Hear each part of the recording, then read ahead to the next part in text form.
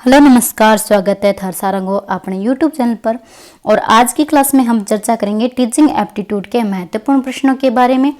ये जो महत्वपूर्ण प्रश्न है वो हर एग्जाम में आते रहते हैं। इसी तरह से प्रश्न बनते हैं। अगर आप शिक्षक भर्ती परीक्षा की तैयारी कर रहे हो तो ये जो टॉपिक आपके लिए मोस्ट इम्पोर्टेंट है।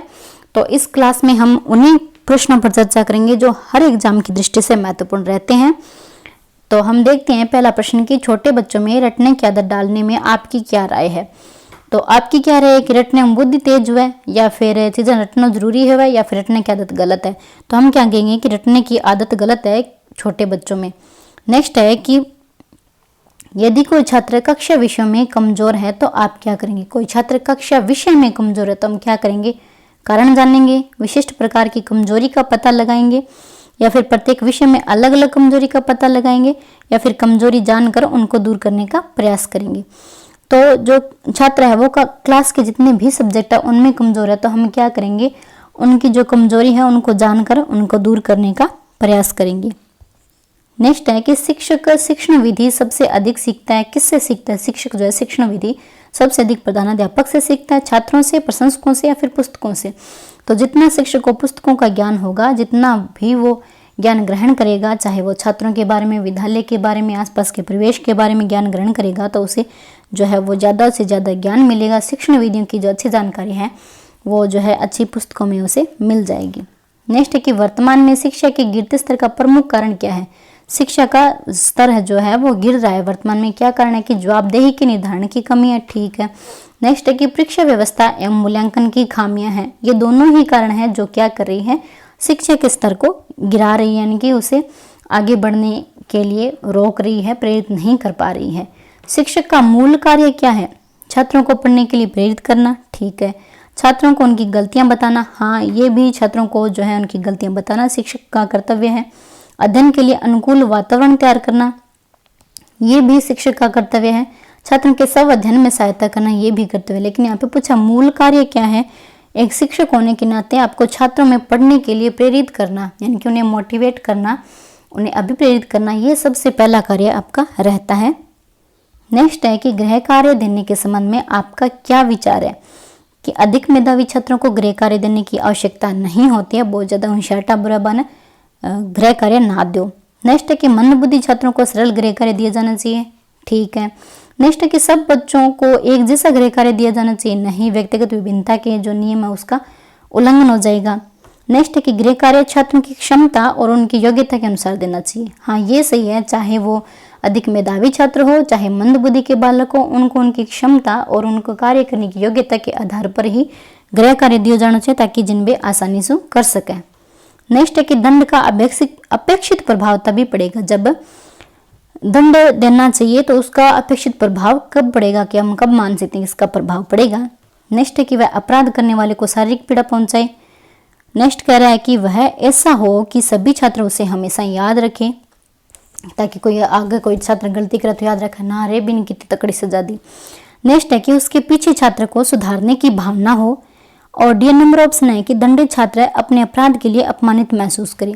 तो यहाँ पे अपेक्षित प्रभाव तभी पड़ेगा जब उसके पीछे क्या है, बच्चों को सुधारने की भावना शामिल हो, ताकि बच्चे जो है आगे से ऐसी कोई गलती ना करे, उनमें जो है सुधार आ सके।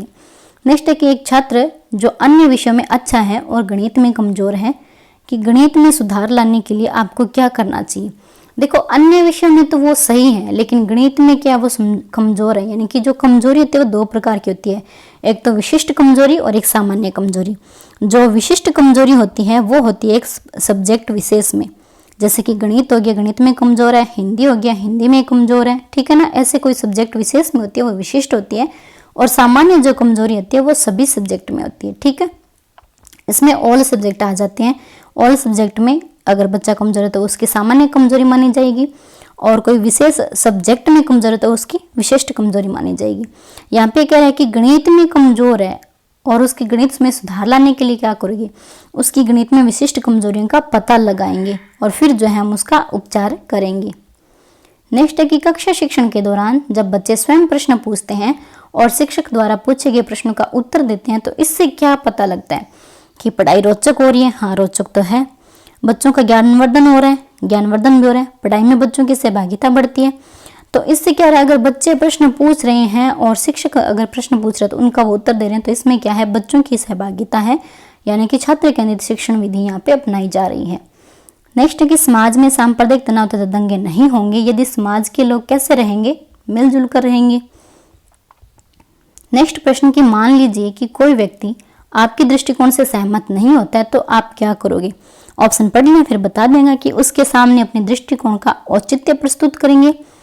नेक्स्ट करें कि उसके साथ रुखा व्यवहार करेंगे, नहीं। अपना विरोधी मान लेंगे, नहीं। बात करना पसंद नहीं करेंगे, नहीं। हम क्या करेंगे, आपने जो दृष्टिकोण प्रस्तुत किया है उसका उचित प्रकार से औचित्य प्रस्तुत करके हम उसे बताएंगे अपने दृष्टिकोण को प्रभावी बनाने के लिए। यहाँ पे कि एक छात्र गृह कार्य करके नहीं लाता है तो आप क्या करोगे।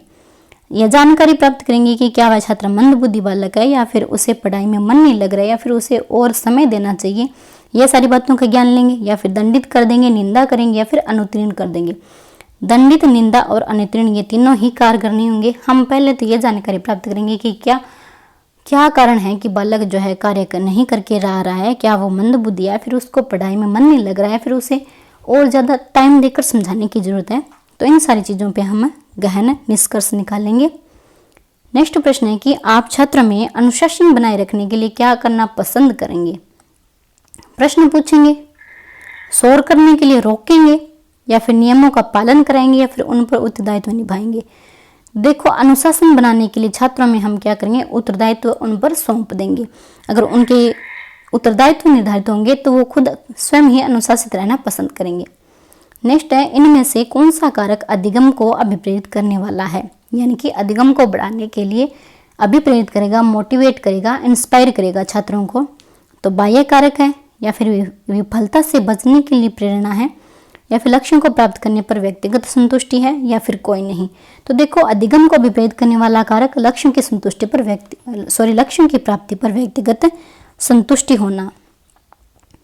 नेक्स्ट प्रश्न है कि बुद्धि लब्धि इंटेलिजेंट क्वोशेंट जो है उस परीक्षण में हमने देखा कि 16 साल के एक बच्चे का स्कोर 75 है और उसकी मानसिक आयु मेंटल एज जो है वो कितनी होगी।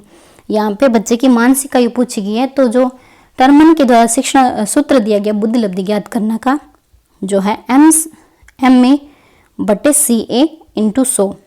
MA/CA यानी कि M का मतलब मेंटल एज, CA मतलब उसकी जो चल रही है उसकी वास्तविक एज है, जो उसकी शारीरिक एज है उसके बारे में। तो यहाँ पे हम इस सूत्र को लगाएंगे और फिर ज्ञात करेंगे MA/CA × 100। यहाँ पे MA हमसे पूछी है, लगा दिया। CA यानी कि उसकी जो वास्तविक आयु है वो कितनी है, 16 साल × 100 हमने लगाना है फॉर्मूला में। और बाद में क्या बताया कि उसका स्कोर कितना बन रहा है, 75 बन रहा है। तो हम क्या करेंगे, उसकी मेंटल एज ज्ञात करेंगे। कट कर सकते हैं, 4 चौक 16 और 25 चौक 100 और 25 × 75 और अब बचा क्या, 4 और 3, तो 4 और 3 का गुणा 4 × 12। तो हम बताएंगे उसकी जो मानसिक आयु है वो 12 वर्ष का है। 12 वर्ष का छात्र है, मानसिक आयु का है, 16 साल का बच्चा है जो कि परीक्षण में 75 नंबर लेके आ रहा है, तो उसकी मानसिक आयु जो है 12 वर्ष के बच्चे के समान है। नेक्स्ट है कि 8 वर्ष के सुधीर की मानसिक आयु 10 वर्ष है, तो बुद्धि लब्धि IQ इंटेलिजेंस क्वोशेंट कितनी होगी। तो हम यहाँ पे सूत्र लगाएंगे MA/CA × 100। MA यहाँ पे दे रखी है, मानसिक आयु कितनी है, 10 साल दे रखी है, और CA जो उसकी वास्तविक आयु है वो कितनी है, 8 वर्ष यहाँ पे दे रखी है, तो 8 वर्ष × 100 कर देंगे। बुद्धि लब्धि हमसे पूछिए यानी कि IQ हमसे पूछिए, तो हम कट कर देंगे इसमें। 8 वर्ष का है और 10 वर्ष उसकी आयु है, तो हम इसे कट कर देंगे। तो बच्चे कितने, 88 यहाँ पे हो गया 80, तो उसकी जो बुद्धि लब्धि है वो 80 है।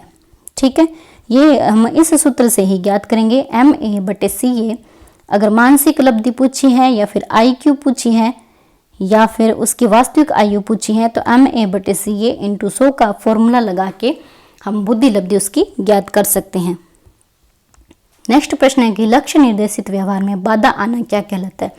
आप अगर मान लो किसी लक्ष्य को प्राप्त करने के लिए व्यवहार कर रहे हो, क्रिया कर रहे हो, एक्टिविटी कर रहे हो, तो अगर उसमें बाधा आ गई तो वो क्या कहलाता है, वो कहलाती है कुंठा। नेक्स्ट प्रश्न है कि एक छात्र कक्षा से भागकर प्राय सिनेमा देखना चली जाती है, तो आप क्या करोगे। छात्रा है जो कि सिनेमा देखने चली जाती है, तो क्या करोगे, पिता को सूचित करेंगे या फिर जानकारी करने का प्रयास करेंगे कि वो किस सिनेमा हॉल में जाती है, या फिर यह जानने का प्रयास करेंगे कि वह किस छात्र या छात्रा के साथ देखने जाती है, या फिर उदासीन रहेंगे। तो यहाँ पे जो राइट आंसर लगेगा वो ये है कि उसके पिता को सूचित कर देंगे। नेक्स्ट प्रश्न है कि बच्चे कैसे सीखते हैं, कौन सा विकल्प है जो इस संबंध में सत्य नहीं है।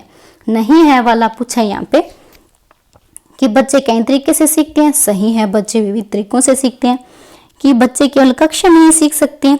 चलिए नेक्स्ट देखते हैं कि बच्चे सीखने के लिए स्वाभाविक रूप से प्रेरित होते हैं। हाँ, बच्चे सीखने के लिए जब तक स्वाभाविक रूप से प्रेरित नहीं होंगे तब तक उनका अधिगम जो है अच्छे से नहीं हो पाएगा। नेक्स्ट है कि बच्चे तब सीखते हैं जब वे संज्ञानात्मक यानी कि कॉग्निटिव रूप से तैयार होते हैं। ये सारे सही है, लेकिन यहाँ पे ये कह रहा है कि बच्चे जो है केवल और केवल कक्षा में ही सीख सकते हैं। ये बात गलत है। कक्षा में औपचारिक शिक्षा ही जरूरी नहीं होती है। बच्चे जो है औपचारिक के साथ साथ अनौपचारिक शिक्षा जो कि घर परिवार पड़ोस से मिलती है उससे भी सीख सकते हैं। तो यहाँ पे जो राइट आंसर है नंबर बी है। नेक्स्ट क्वेश्चन देखते हैं कि सभी छात्र गृह कार्य करने में रुचि लें। इसके लिए आवश्यक है कि गृह कार्य कैसा होना चाहिए। हमने देख लिया कि जो गृह कार्य है वो छात्रों की स्तर के अनुसार होना चाहिए, ताकि जितने भी बच्चे हैं, चाहे व्यक्तिगत विभिन्नता के आधार पर, चाहे वो बहुत ही मेधावी छात्र हैं या फिर बहुत ही मंद बुद्धि के छात्र हैं, तो उनको अगर उनकी योग्यता और क्षमता के अनुसार गृह कार्य दिया गया तो वो उन्हें अधिक रुचि से कर पाएंगे। नेक्स्ट प्रश्न देखते हैं कि कक्षा के कुछ छात्र परीक्षा में अनुचित साधनों का प्रयोग करना चाहते हैं, तो आप क्या करेंगे, चुप रहेंगे या फिर सहायता करेंगे, या फिर हम ये प्रयास करेंगे कि छात्र परीक्षा में अनुचित साधनों का प्रयोग न कर सके। हमें ये पूरा प्रयास करना है। चलिए नेक्स्ट प्रश्न देखते हैं, जिसमें है कि निम्नलिखित में से कौन सा सूक्ष्म गति कौशल का उदाहरण है। देखो, कौशल दो प्रकार के होते हैं, एक तो होता है सूक्ष्म गतिक और एक होता है स्थूल गतिक। तो जो सूक्ष्म गतिक होता है वो सूक्ष्म क्रियाएं जैसे कि लिखना, और जैसे कि जो जूते हैं उसके सूलेस है वो बंद करना, टाई बांधना और शर्ट का बटन बंद करना, ये सूक्ष्म कौशल में आते हैं। और स्थूल में जो है वो जिसमें पूरा हमारा जो शरीर है वो पूरा ही क्रियाशील रहता है, जैसे कि कूदना, दौड़ना, चलना और खेलना, ये सारी जो क्रियाएं हैं वो स्थूल में आती है, यानी कि इसमें पूरा शरीर ही क्या है, एक्टिव होता है, क्रियाशील रहता है। और सूक्ष्म में वो होता है जिसमें शरीर का कुछ एक पार्ट ही क्रियाशील होता है। तो यहाँ पे सूक्ष्म गति पूछा लिखना, इसमें सिर्फ हाथ ही क्रियाशील होंगे, तो ये जो है यहाँ पे सूक्ष्म गति का उदाहरण है।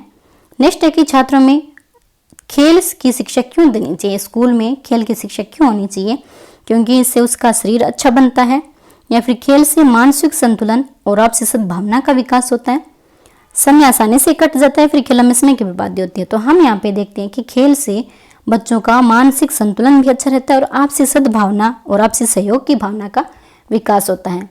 नेक्स्ट प्रश्न है कि निम्नलिखित विकल्पों में से कौन सा विकल्प एक बच्चे की सामाजिक मनोवैज्ञानिक आवश्यकताओं से संबंधित नहीं है।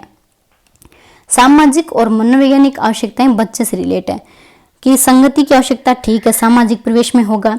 प्रशंसा या सामाजिक अनुमोदन की आवश्यकता ठीक है, प्रशंसा मनोवैज्ञानिक, सामाजिक अनुमोदन सामाजिक क्षेत्र में। भावनात्मक सुरक्षा की आवश्यकता ठीक है, तो ये सारे जो है बच्चे से रिलेट है उसके सामाजिक और मनोवैज्ञानिक परिवेश से। नेक्स्ट यहाँ पे कह रहा है कि नियमित रूप से शरीर से अपशिष्ट पदार्थों का बाहर निकालना, तो ये जो है यहाँ पे रिलेट नहीं है, ये जो है बच्चे के शारीरिक क्षेत्र से संबंधित हो गया। नेक्स्ट प्रश्न है कि अध्यापक के लिए क्या आवश्यक है, विषय का पूरा ज्ञान होना ठीक है। जब तक एक शिक्षक को विषय का पूरा ज्ञान नहीं होगा तो वो उस ज्ञान को विस्तृत रूप से बच्चों को नहीं समझा पाएगा। शिक्षण विधियों का ज्ञान, हाँ, व्यक्तिगत विभिन्नता पर आधारित शिक्षण विधियों का शिक्षक को ज्ञान होना चाहिए, तभी वो छात्रों को अच्छे से समझा पाएगा। और छात्रों के बारे में जानकारी, हाँ, ये भी होनी चाहिए। तो सारी जो जानकारी है वो एक शिक्षक को होनी जरूरी है ताकि वो अच्छे से अधिगम करवा सके। तो ये थी आज की क्लास के 25 मोस्ट इंपॉर्टेंट क्वेश्चंस। उम्मीद है थाने अच्छे तरीके से समझ आए, जठा एक्सप्लेनेशन की जरूरत थी बठा पाए ध्यान समझें। और क्लास अच्छी लगी है तो इन लाइक जरूर कर दियो और शेयर करियो ज़्यादा से ज़्यादा। और चैनल अगर अभी तक सब्सक्राइब ना है तो सब्सक्राइब कर लीजिए और कमेंट करके ज़रूर बताना कि आपको ये क्लास कैसे लगी है। और ऐसे इंपॉर्टेंट क्वेश्चंस के साथ नेक्स्ट क्लास में। Thank you.